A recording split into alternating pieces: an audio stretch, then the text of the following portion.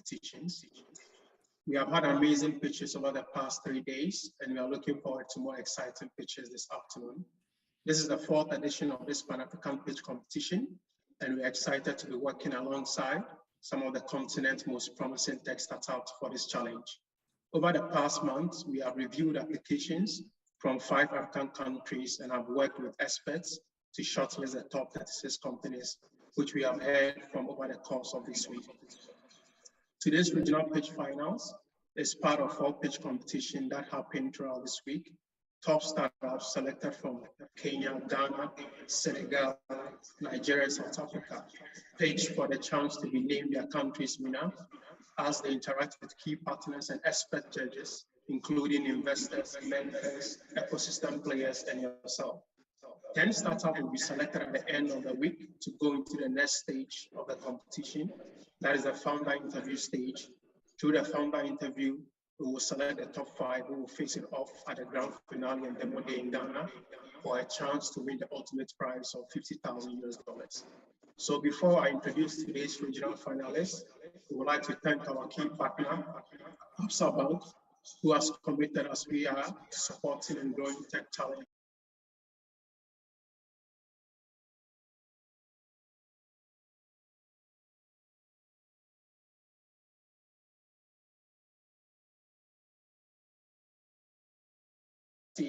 Google for Startups, Henny, Hotspot, Impact Hub Dakar, Paystack, and Wifeless.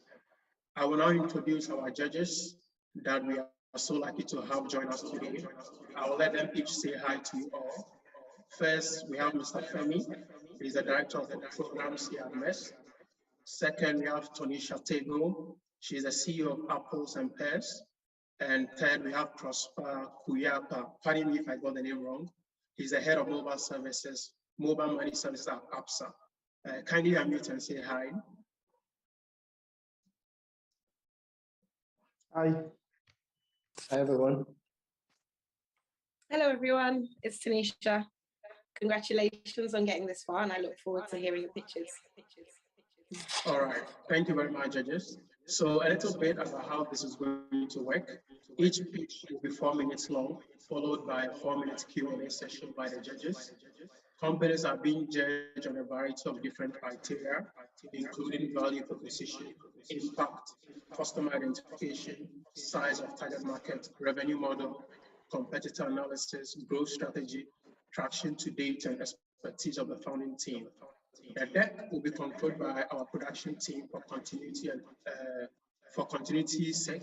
In case you're wondering why finalists are asking for the next slide, we will take a 10-minute break after the first 5 pitches and come back to hear from the 5 remaining startups. We expect to spend a maximum of 2 hours for today's entire session. We will also read questions as well. So kindly drop them in the chat Q&A box if you join via Zoom, or in the comment section if you are watching on Facebook or YouTube. Now, without further ado, let's get started. Can we please have Goods and Services 360 deck ready?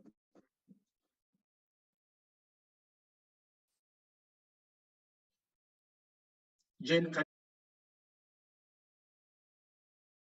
Yes, but it's not on the full screen. Can you see it now? Yes, I can. Your time starts now.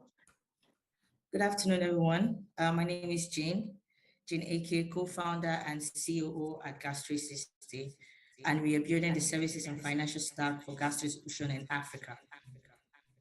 The problem that we have identified in this market is that the delivery process is fragmented, because these retailers have to lock down their shops, travel 20 kilometers to get inventory restock. Due to the process, time is lost while they try to get inventory restock, and they lose their customers that they have because of the process. And also, one of the challenges is their payment system.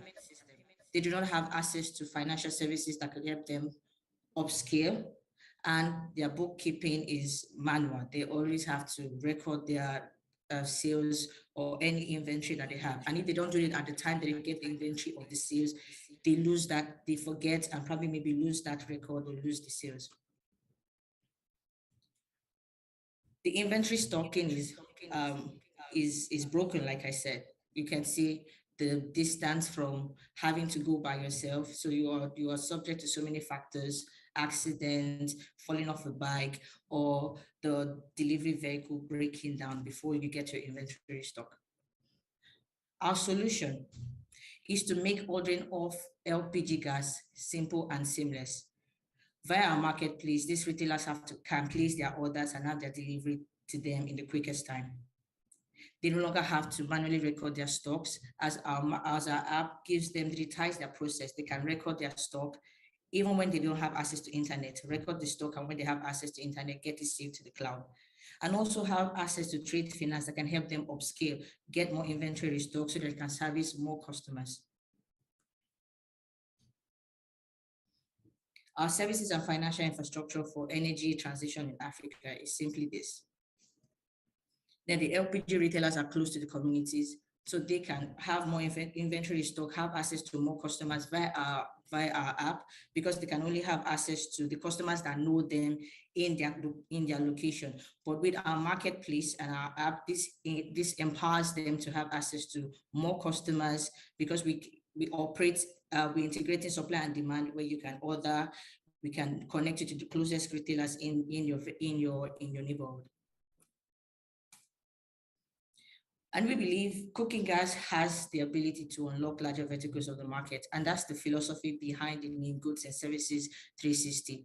We can all agree with me that if you buy your gas cylinder, your gas worth $10, you can use it to cook $200 worth of groceries. So with gas, we've seen that happen in Nigeria, where a logistic company broke into the financial services and started providing financial services to their customers. So we believe gas has that potential to unlock larger verticals of the market, because these retailers have access to cash. 85% of their transaction with their end user is cash-based. So instead of having that cash seated at their store doing nothing, they can now offer financial services to the customers around who cannot travel far to a bank to make a withdrawal. Our business model is very simple. When we connect the retailers to bulk supply and the end users to the retailers, we make retailers to bulk supply, we make 25% off the margin.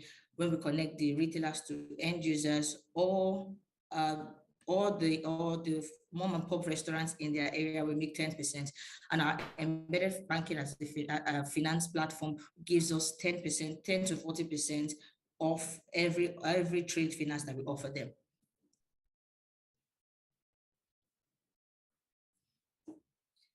We see cooking gas, like I said, cooking gas, it has the catalyst to unlock larger verticals of the market. And we are not just going the natural style. We are delivering from end to end, offering last mile logistics to end users and retailers, including box suppliers, small business management platform, which means these guys can now have their record book, have their record keeping digitized, where they don't have to lose record when they make sales or ads for inventory stock. Delivery of FMCGs. We see these retailers as micro hubs, because they have space in their store where they can store FMCGs that customers can come in, pick their FMCGs and not have to travel wide. Sales of LP gas too is offered. Trade finance, where they can upscale their sale. Smart meters, where they can offer smart meters, where there will be the pickup point for micro restaurants to come in, and also unlock the lower class, where they don't have the ability to purchase the entire infrastructure to start using gas. But with our smart meters, we can offer them a pay-as-you-go service and carbon credit as a service.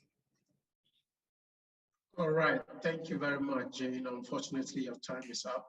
We move to Q&A. Judges.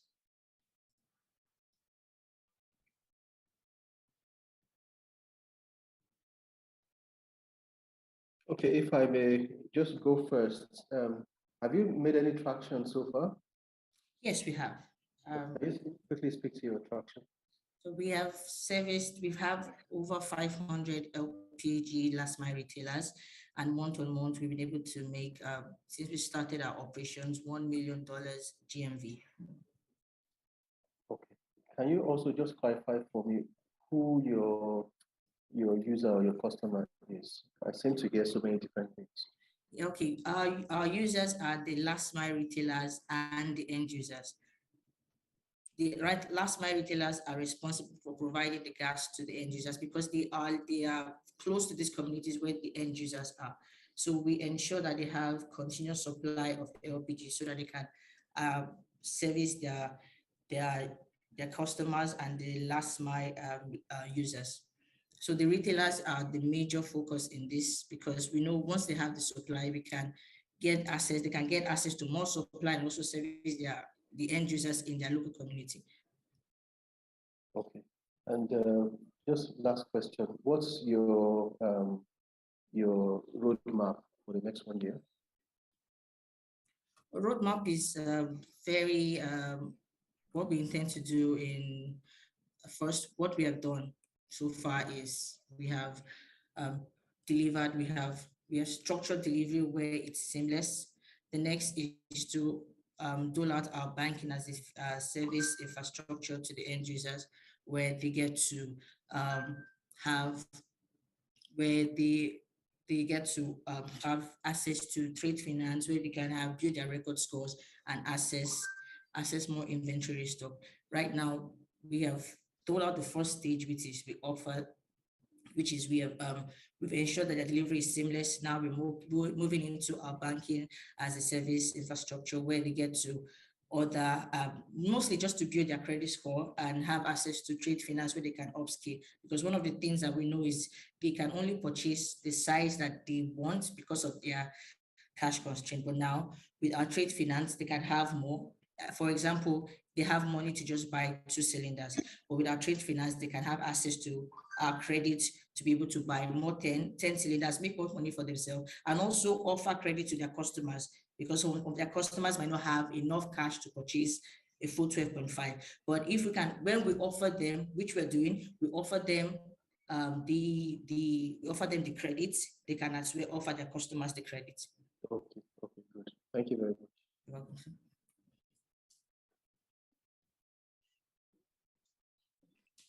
Hi, it's Tanisha. I just got a quick question.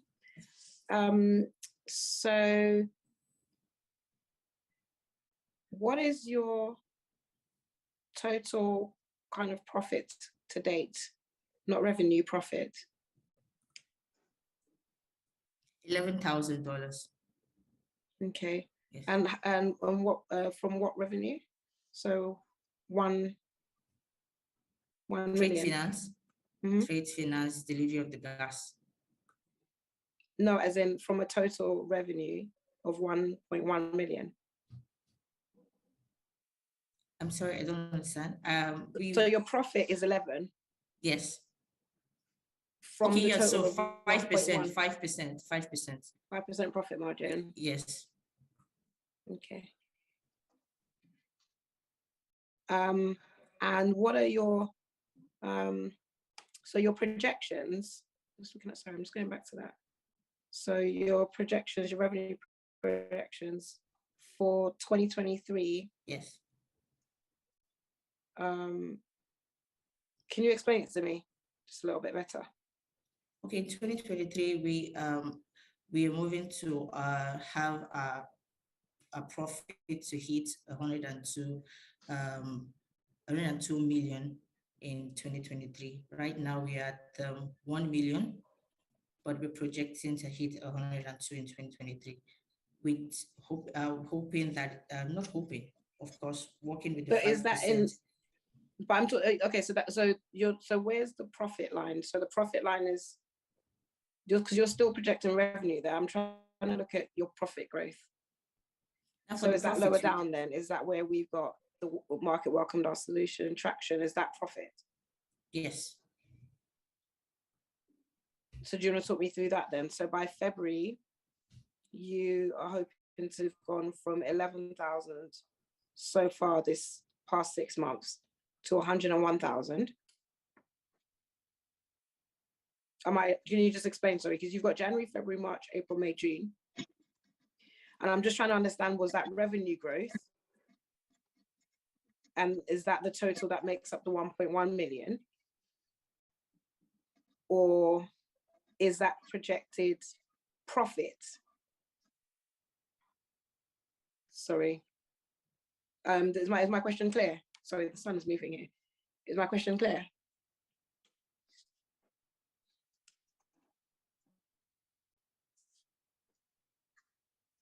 Hello, Jane, can you hear us? Hello, Jane. Jane, can you hear me? Well, I think Jane might be experiencing some technical challenges. Okay. I guess That's this fine. whole time will allow us for. So let's move on to the next company. Can we have the deck for Desert Green projected? Tumulu, can you see your page, your deck? It's not in full screen. Just try and.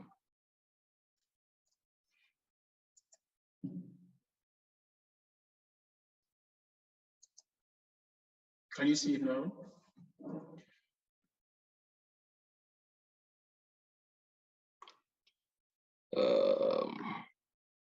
All right. Yeah, I think it's half screen, but that will have to do. Good day, everyone. Your time starts now. Pardon? I said your time starts now. Sorry. Oh, thank you. Sorry about that. My name is Tumelo Chilwani. I'm the co-founder and CEO of Desert Green Africa. We are an agri-tech connecting small-scale farmers and informal traders to allow a more seamless flow of fresh produce. So in South Africa, there's about 2.65 million small-scale farmers. Sorry, can you please go back to the previous slide? South Africa has about 2.65 million small-scale farmers, and 86% of these farmers struggle to access organized market channels, so they end up relying heavily on informal channels. So what we have in South Africa is about 23 national fresh produce markets, mostly operated by the government. So you have a situation where small-scale farmers come and deliver their fresh produce at these markets with absolutely no visibility on the demand for that crop. And because of that, it causes a lot of fluctuating prices, and whatever does not get sold on the floor becomes a complete loss to the farmer and not the agent. So they do this on consignment through agents. And because it's on consignment, farmers end up receiving their payments about 2 to 3 days later.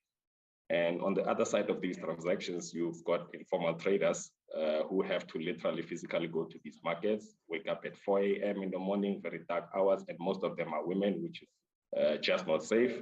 And they have to spend about 2 hours at those markets just to get the freshest stock, and they still have to organize their own transport to take it back to their market stores. By the time they get there, they've lost about 40% of their day of selling. And we believe this can be done cheaper, faster, and a lot more transparently than it currently is. That's why we are building mobile solutions to enable these small-scale farmers connect directly to informal traders for a more seamless flow of fresh produce. Our current MVP is a web-based platform where a farmer is able to create a profile, list their crops that are available for sale, and a trader can place an order on the other side, which becomes a trigger for the farmer to come and deliver their fresh produce at one of our storage containers. And then we deliver from container to the informal traders according to their orders. And we use some free mapping tools in order to optimize delivery routes. And the informal value chain is very big business in Africa. So from a SADC point of view, this is about the $30 billion market, and 42% of it is purely fresh produce. And we are targeting to capture about 10% of that, and because this is a highly underserviced market, especially in the SADC. And the competitive landscape is not that broad. Mainly, it's these very same inefficient national fresh produce markets that are the biggest competitors. But on the agri-tech side, we've got players like Kula and AgriCool, who are mostly focused on servicing the formal retail channels. So really, we compete mostly on the farms. Next slide. We started in 2016, and like any other startup, we had a couple of pivots from farming to crop nutrition, and now doing market access.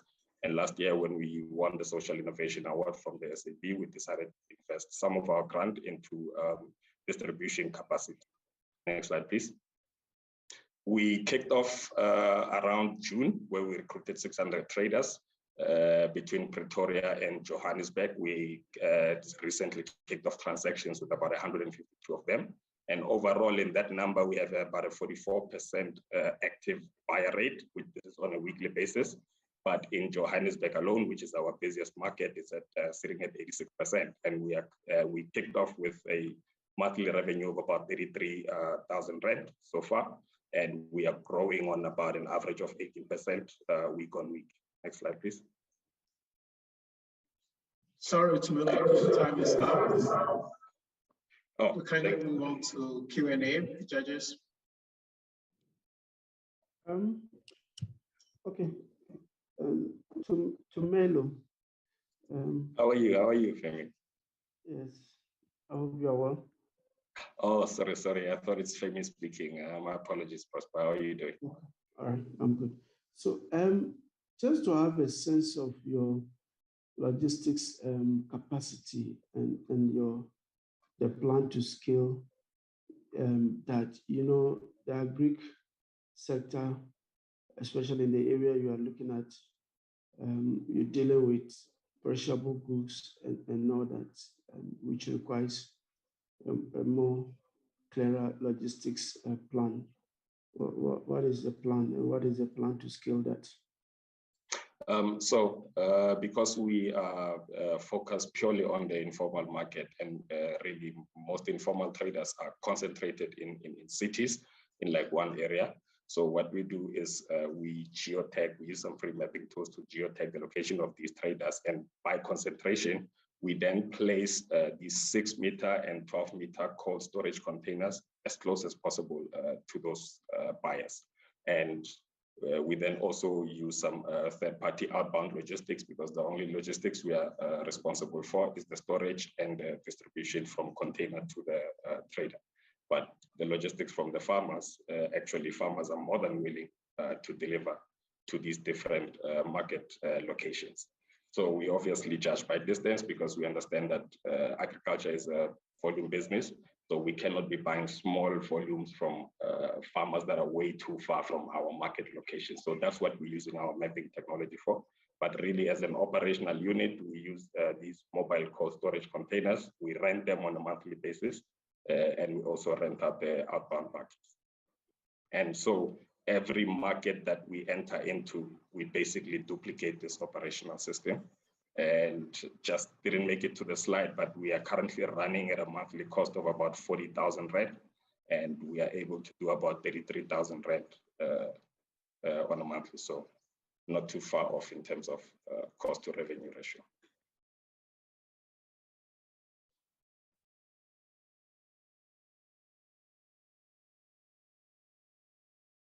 All right, thank you. Thank you. Hi, it's Tanisha. Hi, Tanisha. Hopefully your connection survives my questions. Just a bit curious about your buy now, pay later. Yes. Not sure if I missed how that is supported, but the infrastructure around that.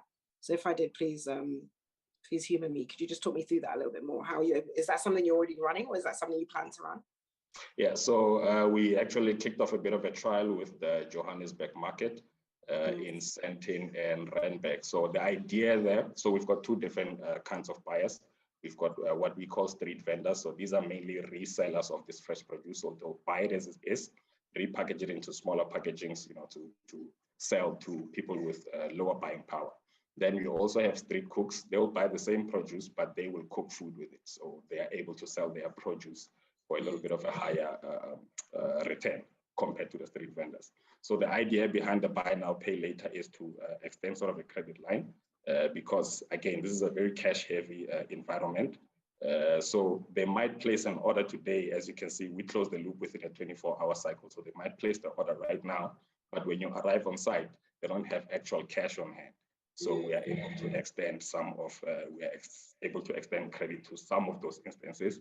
Some of them, because they don't really have much visibility on their spikes in demand for their products, they will experience days where they've got higher demands, but they don't have enough cash on hand to get the ingredients to service that demand. So the idea behind the buy now, pay later is to increase the buying power of both these kind of informal traders, because our revenue driver is in the volume. So the more volume we move, the more revenue we make. Okay, thank you. Thank And you is that very having- much. That's all time will allow us. We move sorry. on to we move on to the next company, that is AppCycling. Can we have their deck projected? And Kweku, let me know when you see your slide. I see your deck.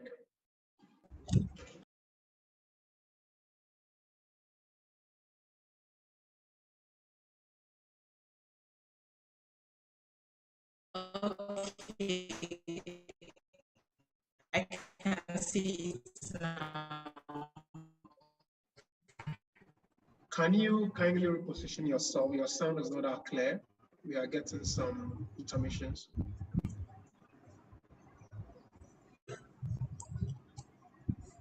I can see it now. All right, so your time starts now. All the best. Okay.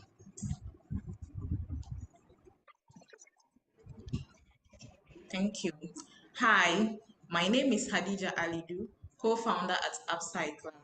What happens to your electronic devices when they become obsolete and you have no sustainable solution? Digitizing the collection of electronic waste to promote ethical waste recovery and improve public conditions. Technology has an impact on the production of electronic devices to make our work easy, but the way we consume and dispose of e-waste has contributed to its mass generation on our environment. A UN report in 2019 states that 2.3 metric tons of e-waste is generated in Africa, and in Ghana alone, about 52,000 tons of e-waste is dumped on the environment. Please, next slide. Yeah, your sound is very, very glitchy. I don't know if are you using a headset or earpiece? Because we are getting Please, a next feedback. slide. Can you hear About me? 90% of e-waste management in Ghana. I don't think she can.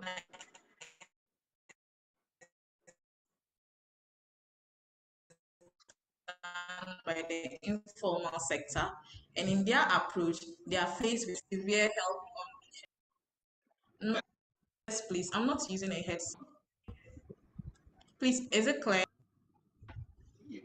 Your sound is not the best. We are struggling to follow you. I don't know if you have a headset that you can try that on. Let's see. But can you hear me loud and clear? Can you hear me? I think I'll. Okay, kindly unmute. We'll move to the next company, then we'll come back to you. So kindly check your sound for us. So we'll move on to insurance. Let's have the deck of insurance ready.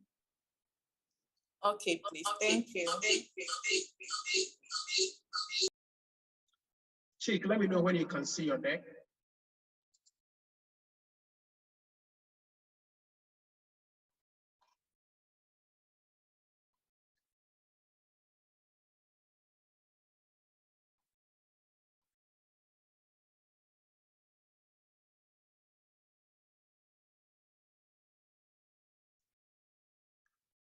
Hello, Chick. Can you see your deck?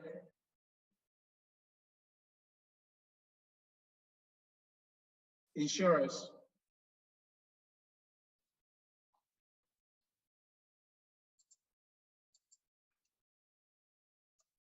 I don't think they're also ready. Let's move on to EASYHOUSE. Can we have EASYHOUSE deck projected?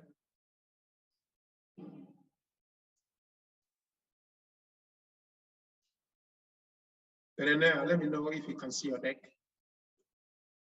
Yes, I can see it. All right, your time starts now.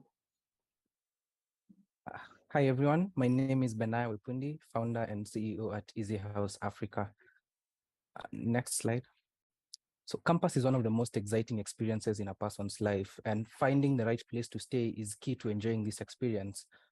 In Africa, there is a deficit of over 250,000 student purposed accommodation beds, and a deficit in the sense that students cannot access these accommodation facilities. World over 60% of the student population, according to ISEF, cannot access these facilities. Next slide. And how students are managing to maneuver this challenge of accessibility and availability of student accommodation is through three key ways. First of all, through house hunting agents who are not reliable and are not trustworthy. Secondly, we have existing booking platforms that do not necessarily assure the quality or the convenience that students are looking for in student purpose accommodation. And lastly, students are counting on referrals from the institutions and from friends, and through this method, they cannot directly book these accommodation options or reserve them. Next slide. So what EasyHouse is doing is we're building a platform that we call the Airbnb for student accommodation to enable campus students to search, book, and pay for accommodation. And we go even beyond the housing experience to provide them with hand-holding to enable them to settle into these accommodation options. Next. And how students benefit from our service is through 4 key areas. That first of all, we vet the quality and the standards of our accommodation options just to assure our students that the units they're going to get are actually going to be conducive for their study period. Secondly, we enable them to cost share because we understand that the cost of accommodation is quite high. By cost sharing and by matching them with roommates, we enable them to share the cost and reduce the cost per student for these accommodation options. Additionally, as I've mentioned, we provide hand-holding right from the moment you get to campus and all the way to settling into your accommodation option. We provide the full housing experience, which enables us to ensure that you have a comfortable stay in campus. A good example is Laura from Ghana, who was flying into Kenya to study international relations. Laura has never been to Kenya before, but she needs to find a place to stay as she studies in Kenya. Traditionally, she'd have to fly and move around or look around to find a place to stay. But with EasyHouse, she can search, book, and pay for accommodation online with an assured quality of the accommodation she's going to get. Additionally, she can get support from our campus ambassadors to settle in without stress and with ease. And we're not only building for Laura, we're building for the over 2 million plus intra-Africa mobile students who travel across borders to study. In Kenya alone, we have over 300,000 campus students whom we are targeting who lack direct access to these accommodation options. And world over, we are targeting the over 200 million campus students who spend an average of 47 billion in total for student accommodation. How we're making money from this is in 3 simple ways. That first of all, we charge a 3% one-off booking fee on every booking that is made on the platform. Additionally, for every payment of rent that is done on the platform, we charge a 1% monthly rent commission, and we charge a 10% pickup commission, one-off commission on fees paid to our campus ambassadors for pickup, say for a student who's flying from outside the country. The pickup fee is entirely optional and for students who only need it. Next slide. The market, we have other booking service providers on the market, including student.com, who is serving the Europe and the larger world, hostel.ng in Nigeria, Kwako here in Kenya, MiaUG in Uganda, and Housing Anywhere world over. And how we stand out from this is, as I had mentioned earlier, we assure the quality, the student that the accommodation options that are provided on our platform are actually student purpose accommodation options. Additionally, we provide roommate matching, which enables us to reduce the cost per student, and we provide orientation and settling support plus a full housing experience to ensure that our students enjoy their campus housing experience. What we've been able to do so far, we incorporated our company here in Kenya back in 2021, and we launched our booking platform, integrated it with a rent collection and payment platform. In April 2022, we won the Skills at EA grant, which enabled us to launch the second version of our booking platform, and we've had over 9,000 booking requests over the past 6 months. How we've been able to access this market and how we intend to grow and scale this product is, first of all, by partnering with tertiary institutions. In Kenya at the moment, we've partnered with 12 tertiary institutions within the Nairobi region, and this enables us to provide their students or students who are joining those institutions with accommodation support. Additionally, we've built a campus ambassador network across campuses, which enables us to access this student market. And finally, we're accessing these students through pre-campus activities to access students who are about to join campus. By implementing these strategies, we're looking to grow our bookings in the next 24 months to over 400,000 bookings, which will translate in over $315,000 in total turnover over the next 24 months. Thank you very much. Unfortunately, your time is up. We move on to the judges for Q&A. Thank you.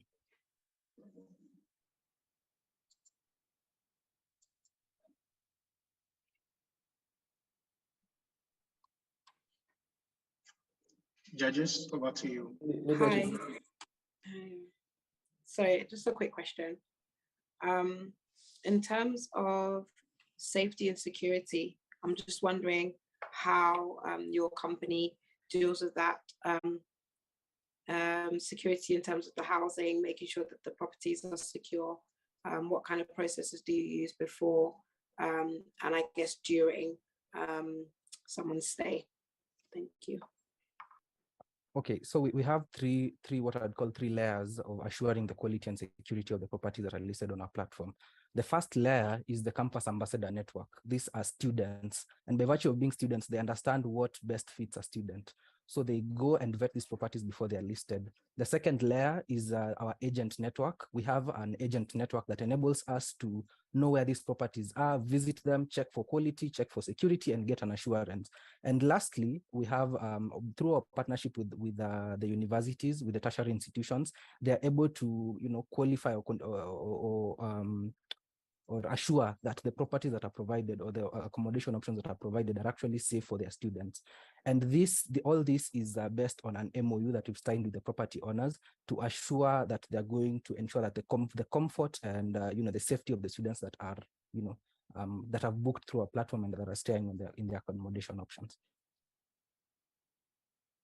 Thank you. Thank you. Thank you. Great presentation. What's your revenue traction so far? Over the past 6 months, we've done $1,300 in revenue with over 9,000 booking requests on the platform and 2,000 satisfied bookings. Okay. Thank you. Yes, thank you so much. Nice presentation. So, in terms of the partnerships, I see you've indicated tertiary institutions, but in most tertiary institutions, and speaking from Ghana's experience, we do the accommodation or the hostels are usually owned by private individuals.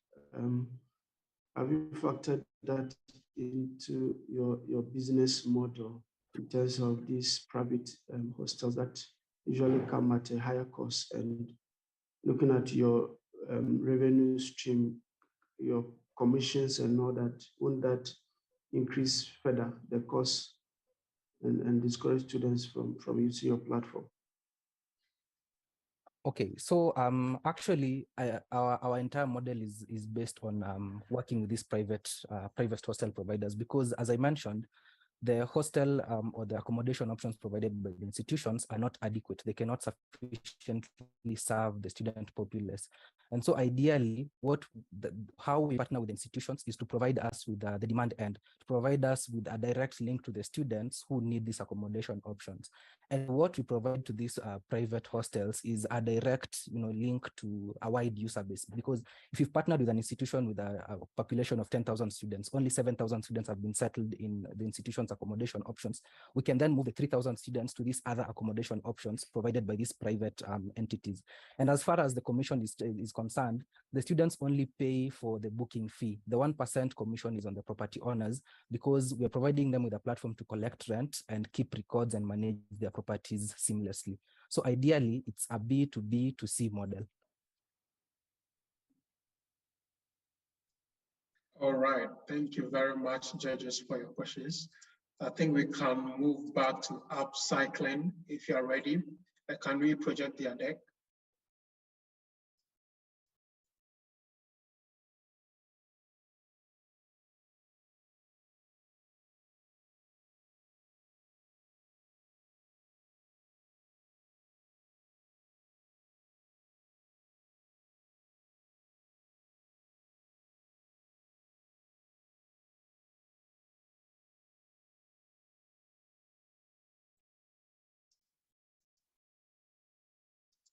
Okay, I think we can move on to Walla Health.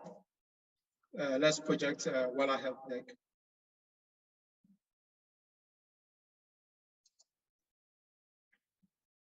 Dr. Dennis, can you see your deck? Yes, I can. Very well. So your time starts now. All right. Good afternoon, everyone. Thank you for your time. So Wala is a blood supply management software for blood banks. And it comes from a personal problem of losing my patient, Martha, who gave birth to a beautiful baby girl and unfortunately lost her life because we could not get blood on time for her. And it's a big problem in our beach market, Ghana, where only 20% of the 16,000 pints of blood needed are actually supplied. It's also a global problem. It's not just a problem that exists in Ghana. So typically when people need blood, they have to frantically call their friends to know whether they can get the blood or not. And it becomes a problem where people lose their lives because they don't get the blood that they need. Next slide. So our solution is basically threefold. We help increase blood supply. We build a B2B solution that rally donors. We call it the Wallet Tribe. The second part of the solution is a SaaS platform for hospitals to manage their blood bank and get blood for each other and also know exactly where the blood is. They can connect. And then the third one is the APIs. We don't do delivery 100% software, but we connect APIs for delivery of the blood from one to another. So the value proposition is that it's an integrated end-to-end system to optimize supply and save lives.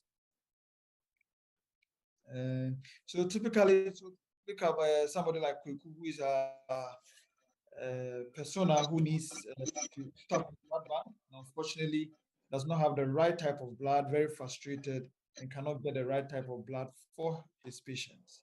This next slide. And the blood supply chain market is huge. In Africa alone, it's about 3.2 billion opportunity looking at the blood supply chain from entry. Next slide. So our business model is simple. We provide a platform for blood banks. They pay subscription on a monthly basis. Hospitals that don't have blood banks, they pay a commission anytime they order blood on our platform, 15%, and then we also take a 2 to 5% commission on delivery as well. So that's a business model for Wala. Next slide. And we are the only supplier in terms of competition that is sort of creating that end-to-end supply. I think the other parts did not come, but we are 100% tech. We have a shared network and a tribe, and we're also using digital tokens to help increase blood supply in the ecosystem. Next slide, please. And in terms of business roadmap, we hope to generate by 2023 a revenue of about 10.5, so 0.5, and also by December 2023, we hope to have signed up roughly about 1,200 hospitals. And then in terms of the donors, we hope to sign up 100,000 donors by December 2024. So that's our roadmap of where we are going, yes. Our strategy is to establish partner. We're currently negotiating with the National Blood Service in Ghana to sign a contract, enterprise contract, for them to use for the hospitals as a regulator. Also partner with community organizations, churches and mosques to help to spread the word and get more donors. Yes, next slide. And in terms of revenue projections, as you see, we hope that in the next 3 years, Wala is going to be profitable. Next slide. And we have two products. We have the blood management platform for the blood banks, as you can see, and the app for donors. So these are the two products that we've developed so far. Next slide. And it works by people signing up. We link them to a hospital, they go and donate blood, and we give them digital tokens which they can exchange for free medical checkup. That way we get more donors to help donate blood in the system. Next slide. All right, thank you, Dr. Ado. Unfortunately, your time is up. We move on to the judges for questions and answers.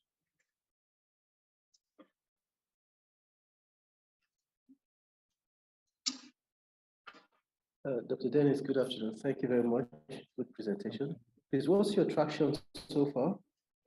Yes, so we currently have signed on more than 6,000 of these donors we call the tribe.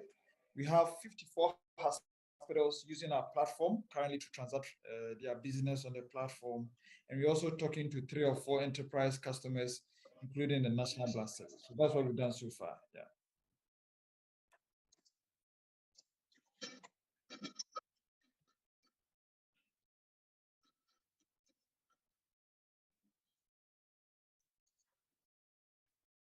I'm so sorry. Please, what's your revenue so far? Oh, revenue, we have, the application was ready just in August, and currently we have about $1,200 from the transfer of blood on the platform. I think, like you saw on the slide, it's going to shoot up once we be able to get these enterprise contracts and all the hospitals come. Yes. Okay. Thank you very much. Dr. Dennis, good presentation. So, blood donation has some cultural dimensions. It's not everybody who would want to donate blood. Your motivation for the donors, is it only the token for free medical care that you've indicated? And is that token something that would expire? I mean, the person needs to use it within a certain period. And is that the only motivation to get people to really donate blood? Thank you so much, Prosper. So the biggest population of people who don't donate blood are the youth between the ages of 18 and 45. So when we did our survey, realized that if you're able to use these digital tokens as an incentive, it gets them excited about donating blood and sharing. So yes, you're right. The first step is to exchange these digital tokens for free medical checkup. In future, we hope to be able to add things like discount coupons and other incentives that will get them excited.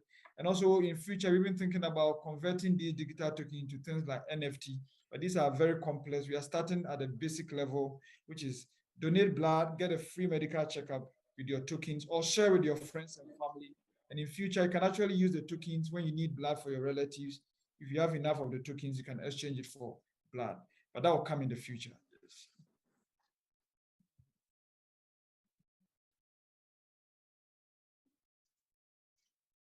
Okay, thank you very much, judges. We move on. We are now back to AppCycling. I understand your sound is good now. Can we have the deck for AppCycling projected?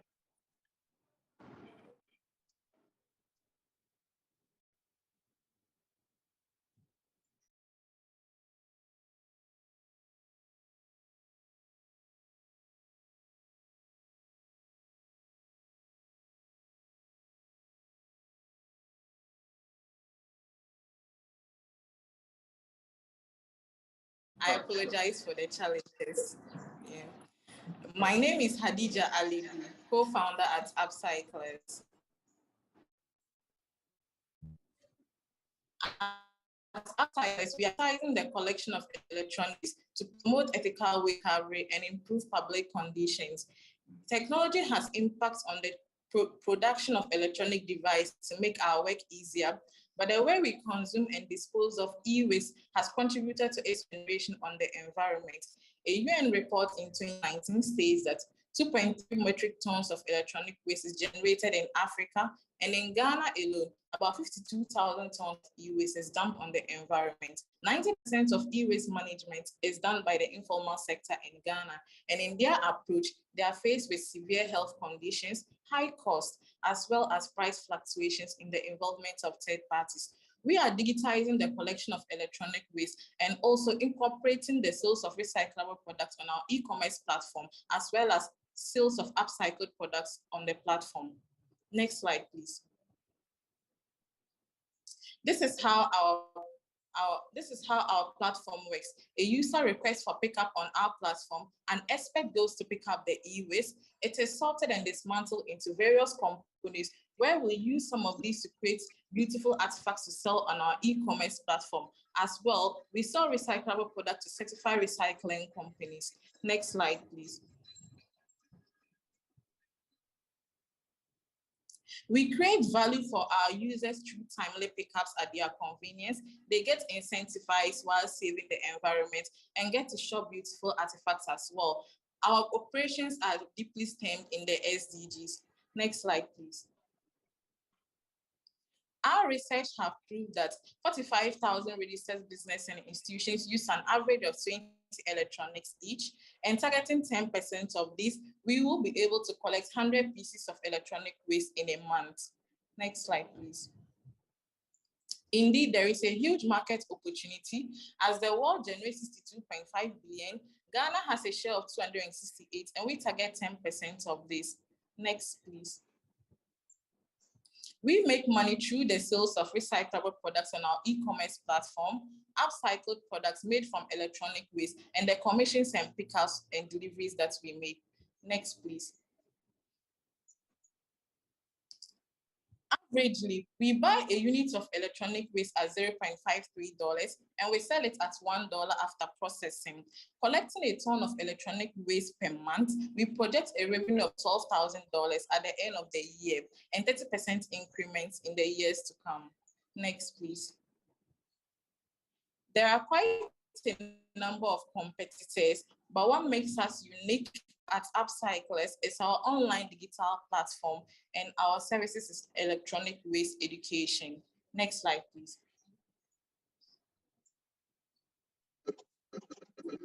In the next quarter, we seek to set up a collection center where we require logistics and a plot of land to increase our operations. As well, we are looking to build a mobile and web app version of our website. Next slide, please. We leverage on strategic partnerships, digital marketing, and collection drive to market our products and services. Next slide, please.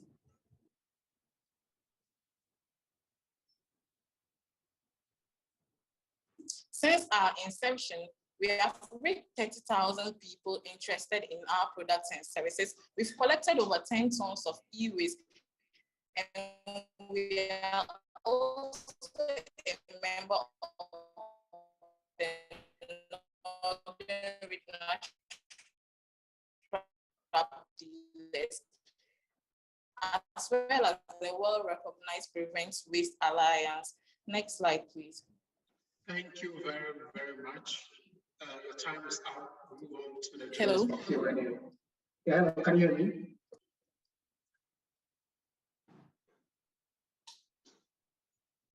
Over to you, judges.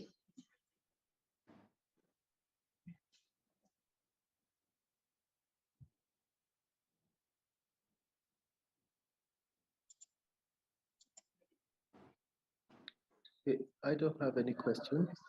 Thank you. Good presentation. Oh, well, I do have a question. Your traction seems, your projection seems so low at $12,000, 30% growth. Why is that? Is that because of the size of the market, or you think this is what you are able to do?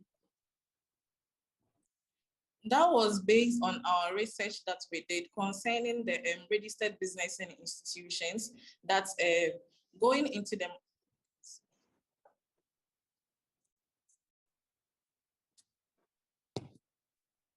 On our market research, we found out that there are 45,000 business and institutions that are ready to supply us electronic waste. So targeting 10 that are ready. From our market research, we found that there are 45,000 registered business and institutions. So targeting 10% out of this, we'll be able to collect 100 pieces in a month. So connecting that to the revenue projection, collecting 1 ton for electronic waste worth is 1,000 kilograms. Okay, I understand. So the market is big, or you're only looking at 10% of that market?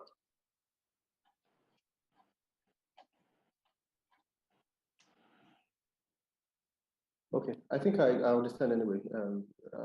I'll leave for the other judges to ask questions. Thank you. Hi, just can you hear us, by the way? Hello, can you hear us? Yes, please, I can hear you. Okay. Sorry, Tanisha, before you come in, I recommend you turn off your video to save it. It's internet challenges. You can turn off your video so that maybe we can hear you loud and clear. Please go ahead, Tanisha. Please go ahead, Tanisha. Oh, okay, thank you. So one thing I did know is I totally agree about the low revenue projections, and I'm wondering if it's because after collecting these electronic goods, your goal is to create cool artifacts and repurpose electronics. So I'm just curious as to why you decided to focus on cool artifacts, because actually there's a huge financial opportunity and market quite open. once you are able to collect all this e-waste. So I guess my question really is, aside from cool artifacts and repurposed electronics, how much research have you done into actually what can be done once you've collected this e-waste? Okay, thank you very much for your question. Actually, we are not focusing only on upcycling of electronic waste into cool artifacts. We are also into the sales of recyclable products from electronic waste. So once we collect electronic waste from our users, we recycle it, or we dismantle it and process it into recyclable products, where we list them on our e-commerce platform to be sold to recycling companies that reach out to us. And currently we have on board recycling companies that are ready to buy recyclable products from us. So it's not only the cool artifacts that we use the electronic waste to build, we actually go into recycling and then sales of recyclable products. Okay, so then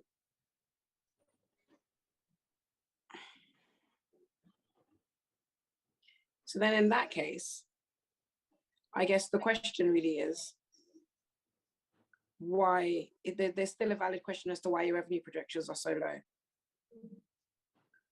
I think that doesn't match up, unless what's happening is that the companies you're working with are, I don't know, I think that those revenue projections are quite low.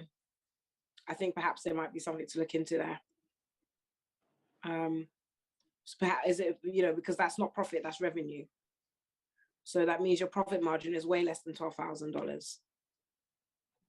So then in that case, I do think there's something to look into there. I think there's something wrong with them. Someone's numbers aren't correct somewhere. Yours might be correct, but I suppose the numbers you're being offered might be the problem. Or perhaps your awareness of the revenue potential within this sector might not be as diverse as it could be. There might be opportunity for learning there. So I'll just leave that there. And yeah, I'll just make some suggestions that you'll perhaps yourself and your colleagues look into how that number could be increased. Thank you. All right. Thank you very much. We've had 4 pitches so far. Unfortunately, insurers couldn't join us. At this moment, we want to take a quick break, and then we'll come back and hear from the remaining 4 startups.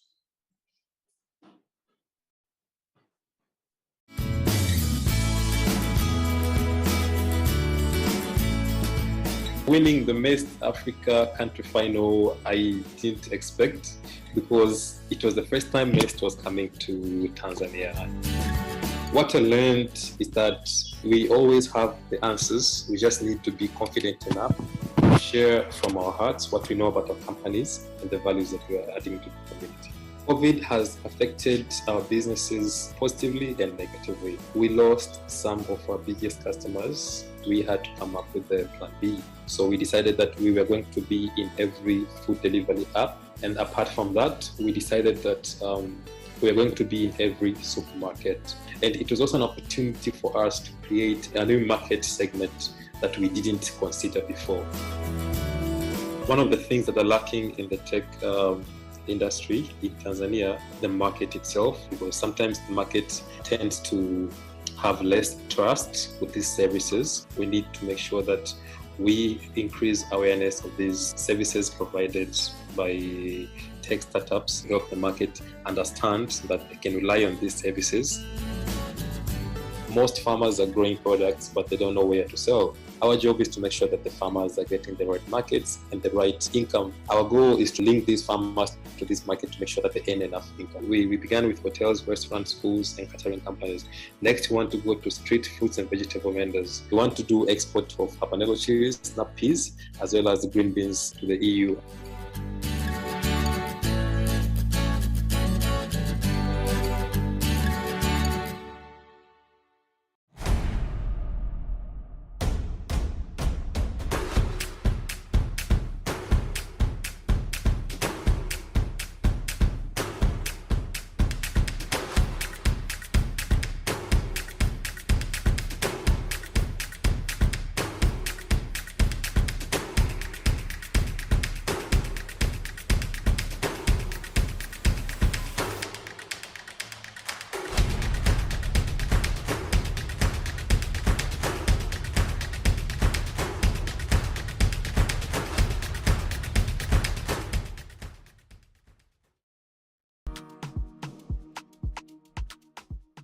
excited that Tumela has qualified for the country's final. When I got the mail, I couldn't believe it. I had to even forward it to my teammates. And Chris in particular was just shouting, yes, yes, we got it. What? Congrats. Congrats, bro. Congrats. High five, bro. Congrats. I'm Chuindu and I'm the founder of Bridge Merchants Enterprise. And I'm glad to be part of the Mest African Challenge finalists. Yay! Congratulations. We're happy to inform you that you've qualified for the country finals of Mest Africa Challenge.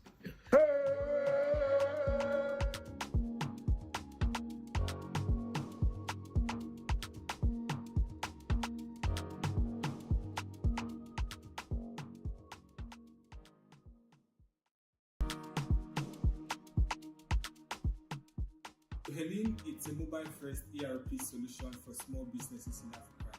We are in agri-tech, transforming the informal agri value chain in Africa by providing a more efficient and transparent delivery of fresh produce from small-scale farmers to informal traders.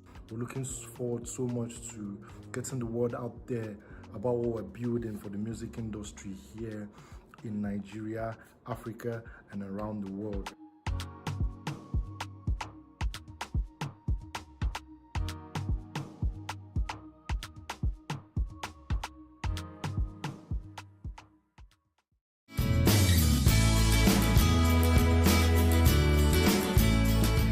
Winning the Mest Africa country final, I didn't expect because it was the first time Mest was coming to Tanzania. What I learned is that we always have the answers. We just need to be confident enough to share from our hearts what we know about our companies and the values that we are adding to the community. COVID has affected our businesses positively and negatively. We lost some of our biggest customers. We had to come up with a plan B. So we decided that we were going to be in every food delivery app. And apart from that, we decided that we were going to be in every supermarket. And it was also an opportunity for us to create a new market segment that we didn't consider before. One of the things that are lacking in the tech industry in Tanzania, the market itself, because sometimes the market tends to have less trust with these services. We need to make sure that we increase awareness of these services provided by tech startups, help the market understand that they can rely on these services. Most farmers are growing products, but they don't know where to sell. Our job is to make sure that the farmers are getting the right markets and the right income. Our goal is to link these farmers to this market to make sure that they earn enough income. We began with hotels, restaurants, schools, and catering companies. Next, we want to go to street foods and vegetable vendors. We want to do export of habanero chilies, snap peas, as well as green beans to the EU.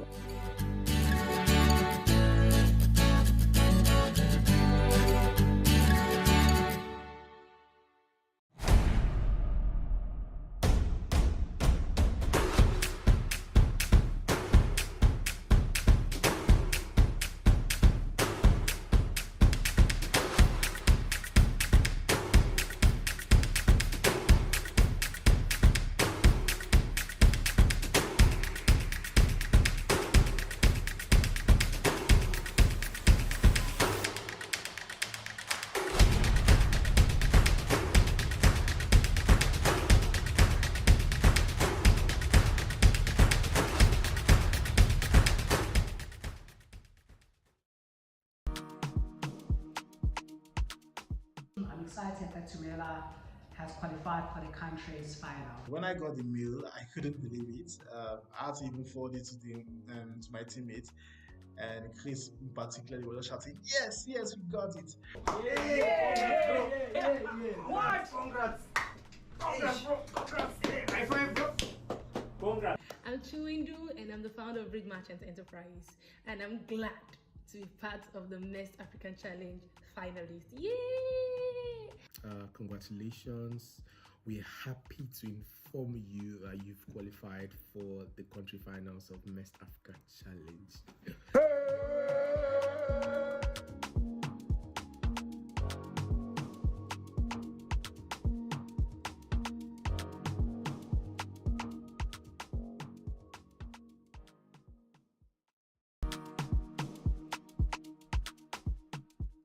Helen, it's a mobile-first ERP solution for small businesses in Africa. We are an agri-tech transforming the informal agri-value chain in Africa by providing a more efficient and transparent delivery of fresh produce from small-scale farmers to informal traders. We're looking forward so much to getting the word out there about what we're building for the music industry here in Nigeria, Africa, and around the world.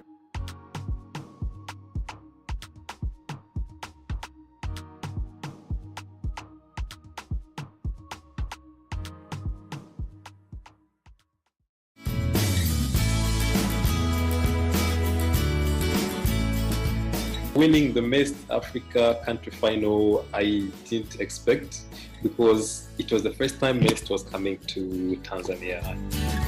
What I learned is that we always have the answers. We just need to be confident enough to share from our hearts what we know about our companies and the values that we are adding to the community.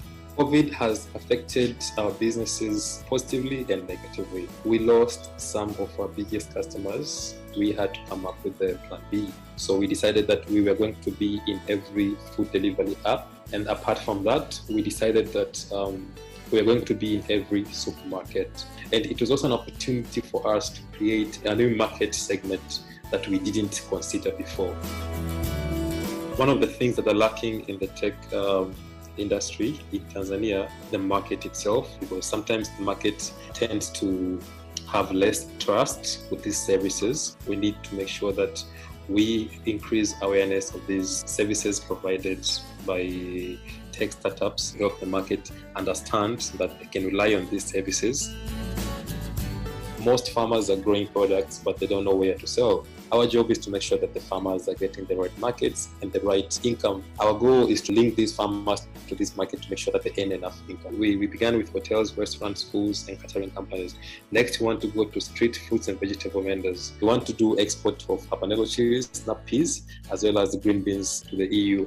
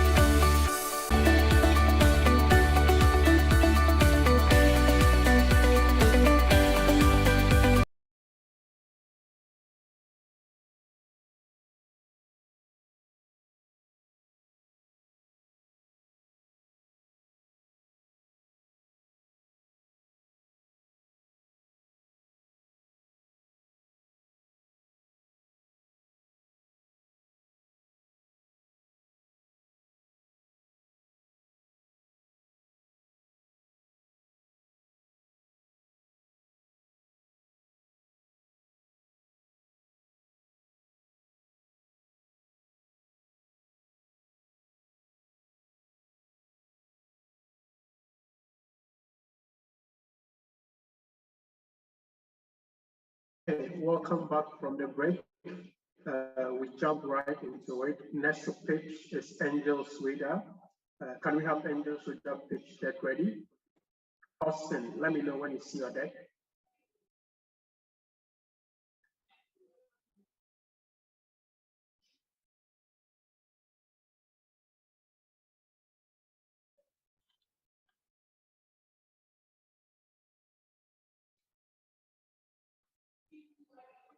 Can you see your deck, Austin?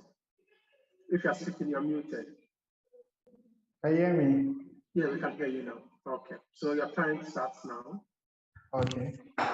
To the judges and fellow Mest contestants, good afternoon. I am Austin and I co-founded Angels Radar. Think of Angels Radar like the Nasdaq Stock Exchange, but for startups. That is our end goal. Next slide, please.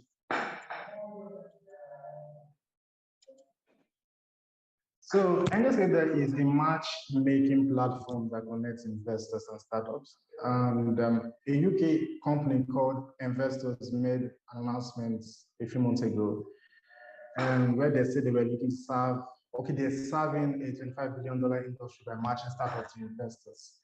Obviously, we were really interested in this piece of information. Why were we interested? First, the existence of a market this magnitude in a mature economy suggests that there's a presence of a significant issue. Is there a way we could adapt this for use in Africa? That's what my team and I we said brainstorm. Next slide, please. So we conducted a survey and found that founders' main challenge is insufficient funding. We also polled angel investors, impact investors, HNIs, tech gurus, and network presidents to find out what stops them from providing capital to startups. And we found that the top three reasons was, one, there was a lack of familiarity with the business model. There was a lack of confidence in the company's ability to turn profit. And there was a lack of familiarity with the founders. We also noted that exit from startup investment was illiquid and can take up to 5 years. Next slide, please. No, previous slide. All right, let me just say it. So previous.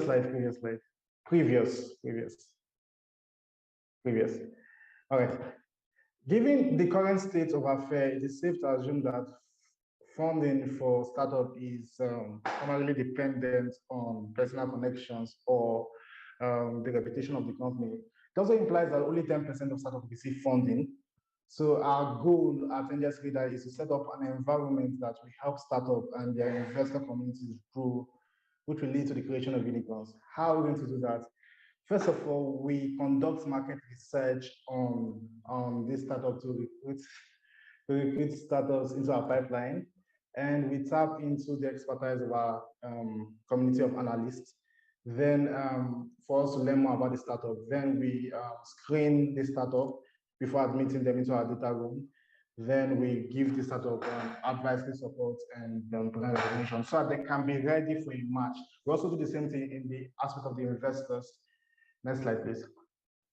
In due time, we are going to integrate blockchain, and our team are also, part of our team members are also looking into studying blockchain, and we have taken some courses on smart contract research.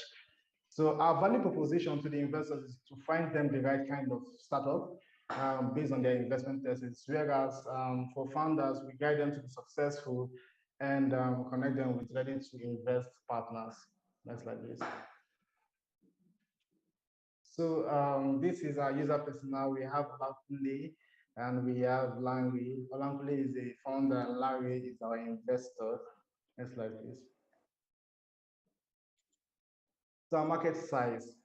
It is estimated that by the end of this year, the Nigeria startup market would have grown to $7 billion from its current $5 billion.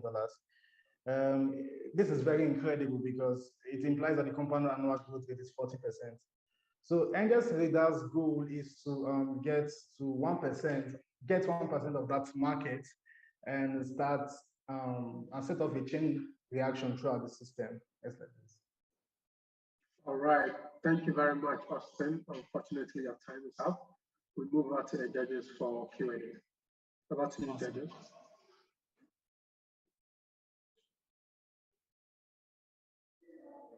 Thank you, Austin. Just very quickly, the problem you're solving is a very big one and an interesting one too. What background do you or your founders have in the investment space? Okay. Thank you for that question. I was in my former role, I was an investment bank analyst. Then I transitioned to venture capital scout. Then currently now I work with a consulting firm focused on Nigeria's core infrastructure.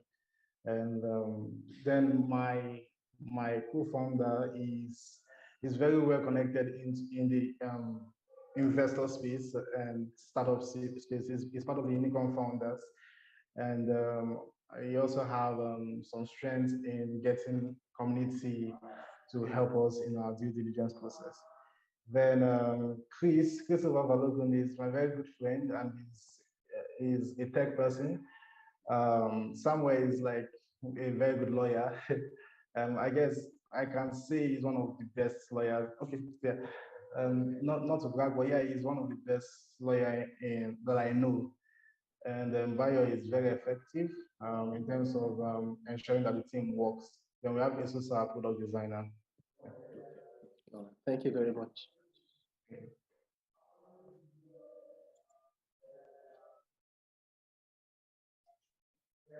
Thank you, Mr. Femi. Any more questions from the judges? No, none from me. Thank you.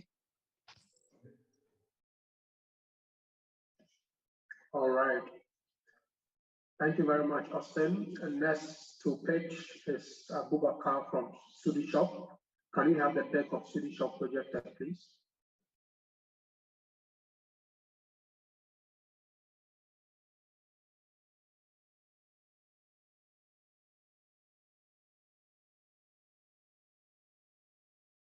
Time starts now. Okay, hello everyone. I'm Balde Boubacar. I'm the founder and the CEO of Sodishop. Sodishop is the marketplace operating in 3 to 4 countries now. In 3 to 4 countries, starting from Mali, Guinea, Senegal, and also Ivory Coast. Next slide. The problem is that we look at on the market, there are many players because the African customer cannot making the order himself. There are many problems to making order behind the platform. The second problem is also many people around the village or not in the town get good so chips, need to get good so cheap. And also the other problem is that the player are not unable to adapt, like the seller cannot sell the good online. Next slide. Okay, now at this time, the player is going like using many strategies like Occidental strategies. And the second time also is that the delivery are sometimes so expensive for customer, making goods expensive. And then marketplace means seller and buyer. If the seller cannot sell the good online, it means like the customer don't have many choice to get goods. Next slide. The solution is that we are making one platform and apps easy to use platform. The second solution is that we are going to establish the one decentralized network logistic using our Sodishop network. And the second, the third solution is that we are going to help the local market by the local market player, not like external player. Next slide. The value proposition at Sodishop, we are helping everybody to get his delivery at his home, regardless his income, his education, or his geographical location. Next slide. There are other services also like Sodi Food, we deliver meal, fruit, vegetable, and also around our network Sodishop, we have now around 2,500 young sales assistants. They're helping around them to make order. And also there are some good, you cannot get them from local. We make order from international order, 3 to 7 day delivery. Next slide. Okay, next slide, please. The user using Sodishop, like there's customer in the town. Also, we have our staff of Sodishop, the seller, and also we make delivery around more than long to regions in 2 regions. Next slide, please. Next slide, please. The market size now we are going to. Yeah, the market size. Now we covered two country covered starting 2020. Now we covered four country. for market value about $3 billion and 500 people connected to internet. We are targeting more than 15 countries and more than 30 billion market value in 2030. Next slide.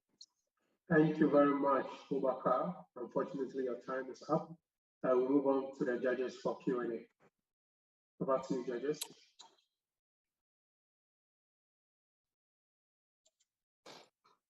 So just quick question, can you please speak to your revenue traction? How much revenue have you made so far? The traction by year, we are going around $400,000. And the 3 years, we are going more than $1 million. Okay. Thank you.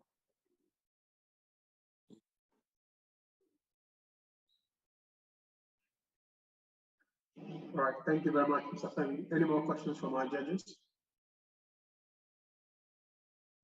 No, nothing from me. Thank you. Prosper? Nothing from me too, thanks. All right, thank you very much. Next to present is Ibrahim from Sanwo Technologies. Can you have the head of Sanwo Technologies ready, please?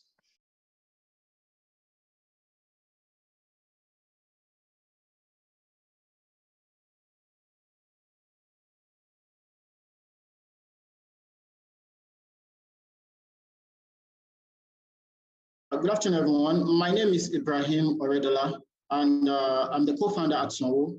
At Sanwo, we are actually enabling risk-free transactions in Africa. The problem is that in Africa, when you're actually ordering online, you actually, end up getting what you ordered versus what you got, or being defrauded online. This is actually Kachi on Yellow, a social seller that actually defrauded a customer of over 100,000 worth of air product in 2020. And this primarily a Twitter user who was duped of about 285,000 from a vendor on social media. Yeah, social media e-commerce is rising, but it's actually come with its own problem, which means that when buyers want to purchase from all these social sellers on Instagram, WhatsApp, Facebook, so there are two things: either they are defrauded or they got what I got as a major constraint. Now, the matter of fact, Nigeria lost 5 billion naira in 2020 to online fraud like this. And 1 out of 4 online shoppers is actually a victim of social seller fraud in Nigeria. And we have 3 others that are actually potential victims. Next slide. So this is the current act.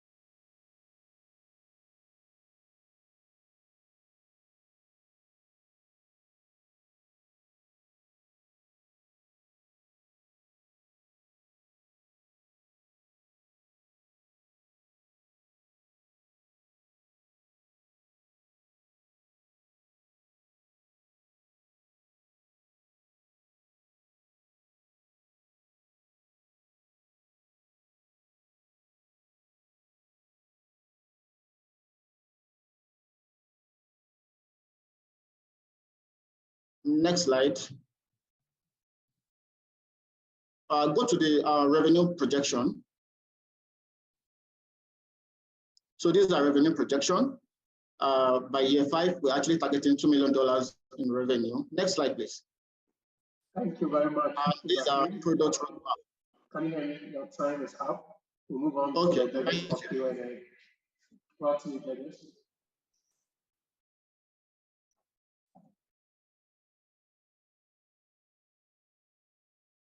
Can you speak to your team?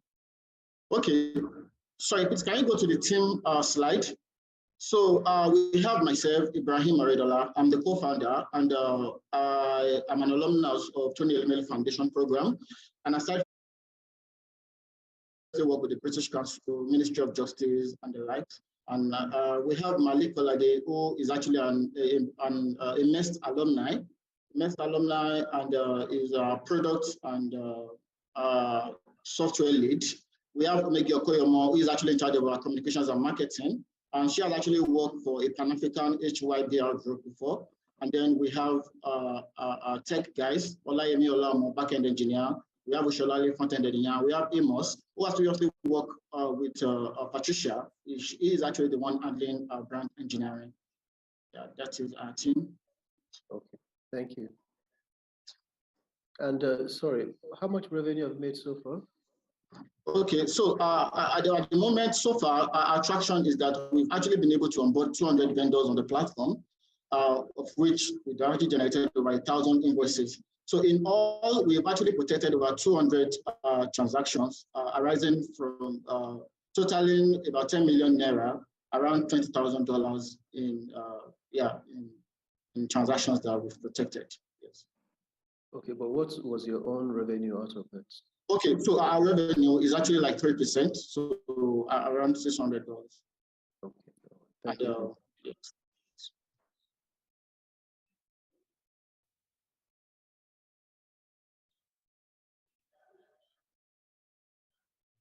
All right. Any more questions from our judges?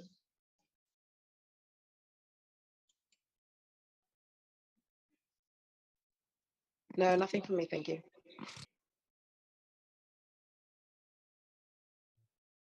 Okay, all right. So the next person to pitch, and that will be our last startup, is George from Digistore. Can you have a bit of Digistore projected? Okay.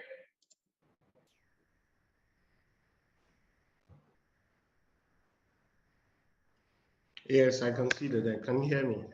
Yes, I can hear you loud and clear. Your time starts now. Thank you. Good afternoon. My name is George. I'm the founder of Digistore. Digistore is on a mission to empower businesses in Africa to transition to the digital economy. The problem is across Africa, there are 162 million MSMEs who contribute over 70% of GDP in these countries. However, they lack the tools and resources to basically operate at the global level. They transact manually, they do not record their sales in any form of digital way. They struggle with integrating payments into the operations. As a result of this, less than 15% of businesses across the continent were able to access capital. Our solution is a one-stop shop commerce solution, starting with the mobile-first POS app that enables the business to record sales, take payments, and on top of that, enable the business to launch their own e-commerce storefront. In addition to that, businesses are able to now offer loyalty, reward their customers, engage and attract customers. And then finally, the embedded finance play, where they're able to access trade finance to expand their business. Our value proposition at the end of the day is we basically provide the technology for businesses to grow across the value chain. Next slide, please. Our customers, we serve customers across the entire value chain from startups, next slide, from startups all the way up to banks and financial institutions. An example of our customers, next slide, please, the customer slide. An example of our customers is the retail chain Purpose Pizza that uses our e-commerce solution to engage their customers online. We have the likes of Papaya that uses our POS app to receive payments in shop. Next slide. Yep, next slide, please. The opportunity is immense. IFC estimates that there's about $189 billion digital economy will contribute 189 billion to Africa's GDP by 2025. Digistore seeks to capture 4.1 billion of that by 2026. We make money in 4 ways. We charge a subscription fee. We earn transaction fees on transactions processed on our platform. We offer value-added services to businesses, convenience shops, and we also provide a solution as a fintech service for banks, financial institutions, and hubs. Next slide. We have great unique economics, driven mainly by our strategic go-to-market approach through our route-to-market partners like the banks and financial institutions and hubs. We acquire majority of our independent customers through digital marketing. Next slide. Our competitors today offer solve some of the problems of these merchants, but not in an integrated way that Digistore offers today, addressing all the needs of these customers. Next slide. Over the next 24 months, our plan is to expand our reach in country and to start cross-border e-commerce, and then finally launch our embedded finance play, Digital Capital, that now allows businesses to be able to access financial services on the app. Next slide. We do this on the back of strong partnerships with fulfillment partners from DHL to local delivery partners and our route to market partners, the banks, and strong partners in the micro finance space. Next slide.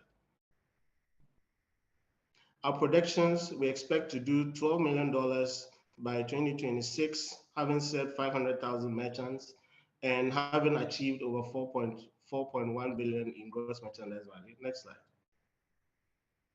Next slide, please. Our traction so far, we've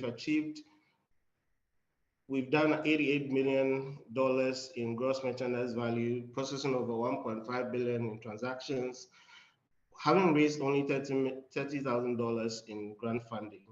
The split of our merchants today is about 80% of them use the POS app, whilst we have about 20% of the merchants using the e-commerce solution. Next slide.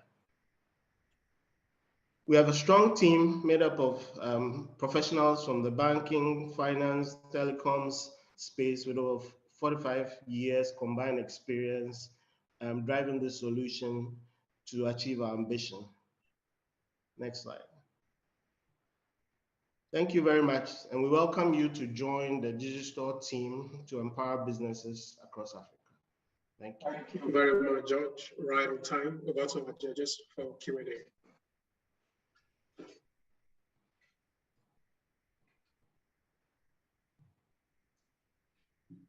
No questions from me.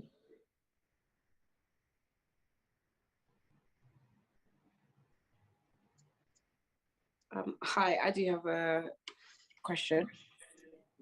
So let me just pop your slides back open. So you were mentioning the level of clients that you have at the moment. And so I guess my question is more that in terms of this particular fund, and what you are aware that it is. Oh, can you see me okay? Yes. Yes, you can. Okay. Yeah. In terms of this particular fund and what you're aware that it is, where exactly are you hoping to spend the grant that would come from the funds that would come from here if given, just because you are going through a seed round for $1 million. And so it would be good to know where you plan to spend what you would be gaining here. There are two out of the 4 strategic areas where our priority is to accelerate our growth, especially on the merchant acquisition front. And secondly, to hire the team, to hire additional hands. The team is currently made up of 20 people. We need to beef up the team, especially on the technology and infrastructure front, to be able to support the regional expansion that is planned for the product. So that's where the funding will go to us. Can you be more specific, sorry? So on the team side, we will be bringing on board dedicated mobile developers and backend engineers. To accelerate the roadmap, we are already in discussions to expand our product into 2 West African markets. And that will be the first step. and then to expand local operations in Kumasi and in Takrady in Ghana before the end of the year. That is where we will be investing the funds. But I mean, like, I mean, the what you're planning to invest in and what the maximum amount of funds available are worries me. So if you're going to bring on multiple people in tech, you're also going to do some marketing and promotion. Do you have like estimates and numbers? Because you are a financial tool. You work with revenue and numbers. So are you projecting you'll be spending 10% here, 20% there in the event you're able to receive the fund, or 10,000 there, 20,000 here? Because I'm just wondering how you'll be able to do everything with that amount. So can you be more specific? On the roadmap side, it's important to state that the regional expansion is driven mainly on the back of our partnerships with financial institutions. So, for instance, we go into Sierra Leone, we go in with a bank, and we provide the technology. The bank most of the time facilitates the commercial activity on the ground. So we are spending about 35% of the fund in the regional expansion, basically providing the technology as a backbone for the work that is being done.